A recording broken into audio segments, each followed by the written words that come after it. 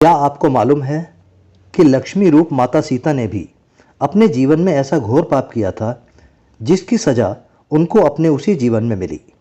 ये जानने के बाद भी कि जो वो कर रही हैं वो सही नहीं है, फिर भी सीता माता ने एक घोर पाप किया था जिससे उनको अपने पति श्री राम से अलग होना पड़ा। क्या था वो पाप और किस श्राप के कारण माता सीता को पति वियोग से गुजरना पड़ा? एक कथा के अनुसार जब माता सीता अविवाहित थीं, तब एक दिन माता सीता अपनी सहेलियों के साथ बगीचे में घूम रही थीं। वहां उन्हें एक तोते का जोड़ा दिखाई दिया जो बहुत ही खूबसूरत था। माता सीता की नज़र उस तोते के जोड़े पर पड़ी जो कुछ बातें कर रहे थे। तोते के जोड़े को आपस में बातें करते देख माता सीता के अंदर जिज्ञासा उत्पन्न हुई कि ये दोनों क्या बातें कर रहे हैं। जिसके बाद माता सीता उस तोते के जोड़े के पास गईं और उन्होंने सुना कि ये जोड़ा सीता माता और उनके पति यानी कि भगवान राम के बारे में बात कर रहे थे। पृथ्वी पर श्री राम के नाम से विख्यात एक बड़े सुंदर और पराक्रमी राजा होंगे। उनकी महारानी का नाम सीता होगा। वह सीता के साथ कई वर्षों तक राज्य करेंगे।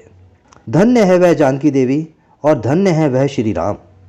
तोतों की ऐसी बातें सुनकर सीता ने सोचा कि ये दोनों तो मेरे ही बारे में बातें कर रहे हैं। इन्हें पकड़कर मैं अपने जीवन से जुड़ी सारी बातें पूछ सकती हूँ। इसलिए माता सीता ने अपनी सहेलियों से दोनों तोतों को पकड़कर लाने को कहा। उनकी सहेलियाँ गईं और उन दोनों तोतों को पकड़कर ले आईं। माता सीता उन तोतों से कहती हैं कि तुम दोनों बहुत सुंदर हो। देखो, डरो नहीं, मैं तुम्हें कोई नुकसान नहीं पहुँचाऊँगी। तुम बस मुझे ये बताओ कि तुम कौन हो और कहाँ से आए हो।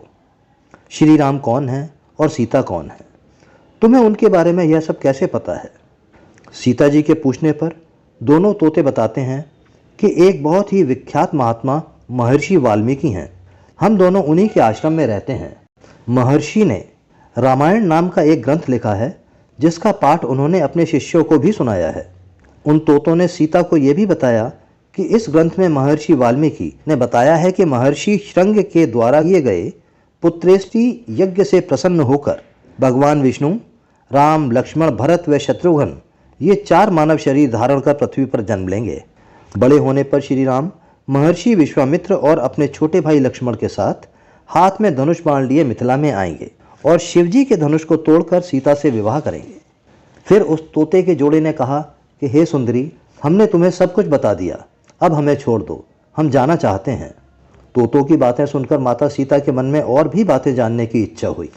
उन्होंने उन तोतों से पूछा कि श्री राम कहाँ होंगे, वे किसके पुत्र हैं, कैसे वह मिथिला आकर जानकी से विवाह करेंगे। नर तोता बोला कि श्री राम का मुख कमल के समान सुंदर, नेत्र बड़े बड़े और खिले हुए और नासिका ऊंची, बलिष्ठ भुजाएं घुटनों तक, गला शंख के समान होगा। मैं उनका क्या वर्णन करूं, जिनके गुणों का बखान 100 माला भी नहीं कर सकता। दोनों पक्षी कहते हैं कि जानकी देवी धन्य हैं जो रघुनाथ जी की पत्नी बनकर उनके साथ कई वर्षों तक राज करेंगी। लेकिन तुम कौन हो देवी? पक्षियों की बातें सुनकर सीता ने कहा कि जिसे तुम जानकी कह रहे हो वो मैं ही हूँ। अब अपने भविष्य के बारे में इतना सब जानने के बाद माता सीता के मन में और भी जानने की जिज्ञासा हुई। उसके बाद माता सीता ने तोते के उस जोड़े को बंदी बनाकर पिंजरे में डलवा दिया और माता सीता उन्हें कहती हैं कि मैं तुम दोनों को तभी छोड़ूंगी जब श्री राम यहाँ आकर मुझसे विवाह करेंगे।